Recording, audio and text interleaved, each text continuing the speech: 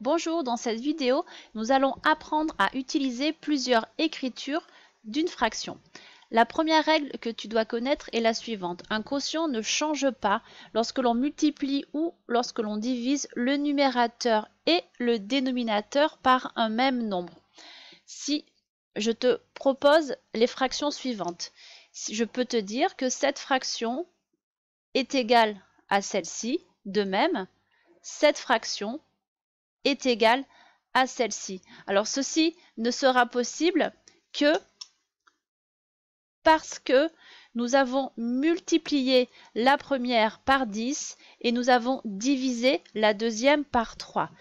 Donc tu remarques bien que nous avons multiplié le numérateur et le dénominateur par 10. De même, nous avons divisé le numérateur et le dénominateur par 3.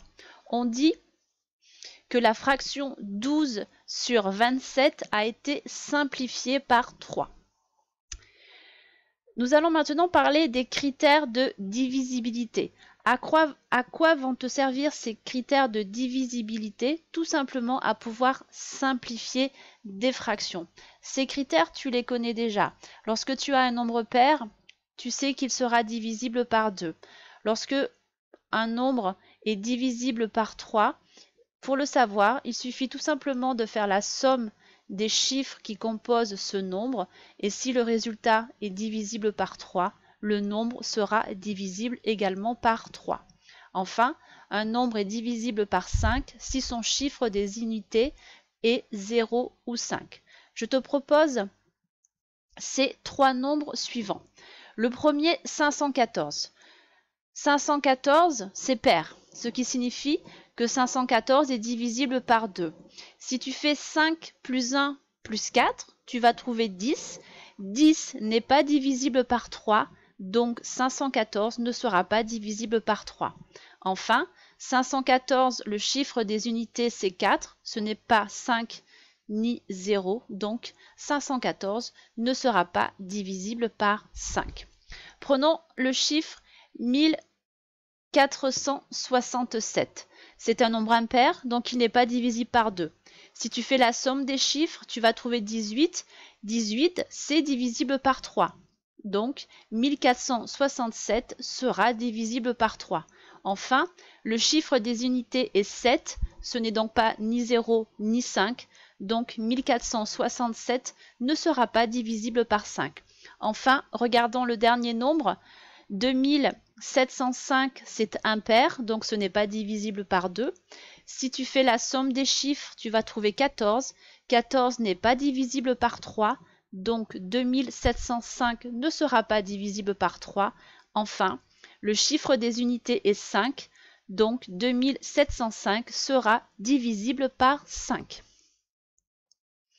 Je te propose maintenant de t'expliquer comment il faut faire pour simplifier des fractions. Et nous allons le faire avec le problème suivant. Parmi les 78 élèves d'une classe de 5e du collège, 42 adorent les maths. Oui, oui, je te rassure, il y en a encore qui adorent les maths. Première question, quelle fraction des élèves de 5e cela représente-t-il? Et enfin, simplifier cette fraction. Pour répondre à la première question, tu as 42 élèves sur 78 qui adorent les maths. La fraction correspondante sera donc 42 sur 18. Maintenant, comment faire pour simplifier cette fraction? Nous allons devoir utiliser nos critères de divisibilité. Le premier critère que nous allons utiliser, c'est la divisibilité par 2. Pour que ce soit divisible par 2, il faut que le numérateur et le dénominateur soient des nombres pairs. 42 et 78 sont des nombres pairs, donc la fraction est divisible par 2.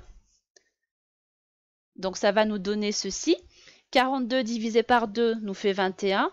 78 divisé par 2 nous donne 39. Maintenant, 21 et 39, ce n'est plus des nombres pairs, donc on ne peut plus diviser par 2. On va essayer de regarder si on peut diviser par 3. Donc pour faire cela, 21. Est-ce que 21 est divisible par 3? Si tu fais 2 plus 1, ça te donne 3. 3 c'est bien divisible par 3.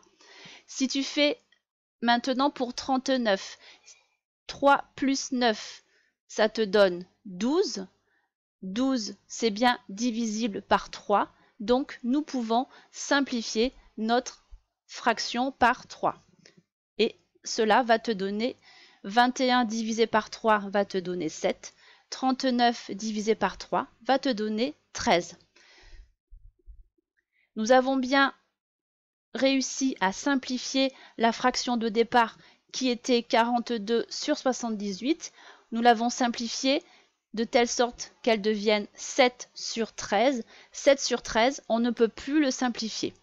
Voilà, cette vidéo est terminée. Je te propose de nous retrouver pour une prochaine vidéo.